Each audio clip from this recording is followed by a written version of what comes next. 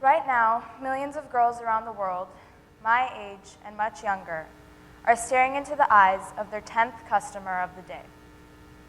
The 10th person they're being forced to have sex with against their own will. Human trafficking can be defined as the illegal movement of people, typically for the purposes of forced labor or commercial sexual exploitation. It is modern-day slavery. It is a violation of basic human rights and one of the fastest-growing illegal businesses on a global scale. On average, it generates $32 billion a year. It is important to note that human trafficking is not limited to the sex trade. There is trafficking for the purposes of obtaining and selling human organs, and trafficking related to forced labor. It is also important to note that there's a difference between legal prostitution and modern-day sex slavery. Although it is true that many prostitutes began as victims of the sex trade, when it comes to legal prostitution, there is some form of choice usually involved on the part of those working. But the sex trade, like legal prostitution, occurs all over the world, in some cases far, far away, and in some cases right next door to you. A victim, or even an offender of human trafficking, could be somebody you passed by in the street an hour ago or sat next to 5 minutes ago. The people involved in this trade are regular people. Women and young girls make up 98% of the victims of human trafficking for the purposes of sexual exploitation. But this specific objectification of women is obviously more easily distinguishable in some countries compared to others.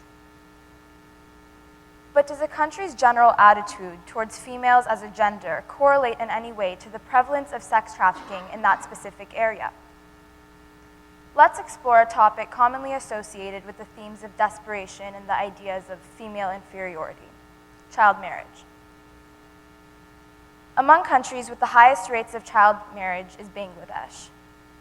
According to the United Nations Population Fund, 66% of the girls in Bangladesh are married before the age of 18.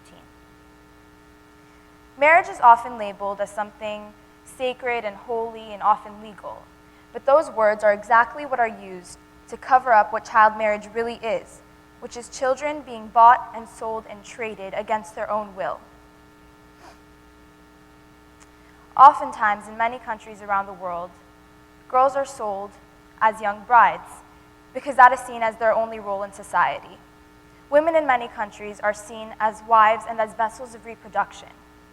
Often these girls in these certain countries don't have the access to a proper education and are therefore forced to go along with the path that society has paved for them, this false destiny that has been given to them.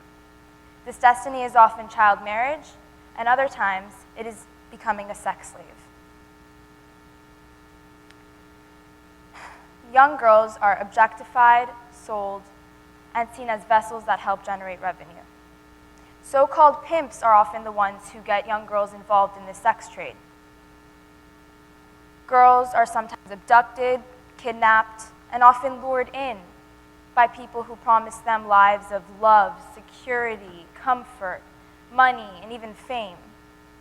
What ends up happening is these girls are kept under the watchful eye of these pimps and are often given like a daily minimum. If they don't meet the amount of money, by the end of the day, they have to face brutal consequences. Other times around the world, in many areas, girls are sold by their own families into the sex trade, both knowingly and unknowingly. Families are approached by people who promise that they will take their daughters to a better place, a place like America, a land of opportunity. And their girls there will have jobs. They will be loved, they will be taken care of, and what ends up happening is these girls get sold into the sex trade. Other families knowingly send their daughters into the sex trade because they think that that's the best path for their daughters. It's the safest path, that's the path in which they will be most successful and be able to take care of themselves. But the factors previously mentioned, widespread poverty, overpopulation, desperation, and a lack of basic human rights, isn't commonly associated with somewhere like the United States. The United States is seen as, generally, a fully developed country. After all, isn't this supposed to be the land of opportunity and the land of the free? According to the United Nations report on trafficking in persons, the rates of human trafficking in the United States is indeed lower than the rates of human trafficking in places like Africa and India. I'm a 16-year-old girl who has lived in Los Angeles all of her life. The average age of a girl first trafficked into the sex slave industry is only 13 years old. When I was 13, I was still learning about what sex really was in school. Here in America, many boys and girls alike are in schools, learning, being asked what careers they would like to pursue by the time they reach kindergarten.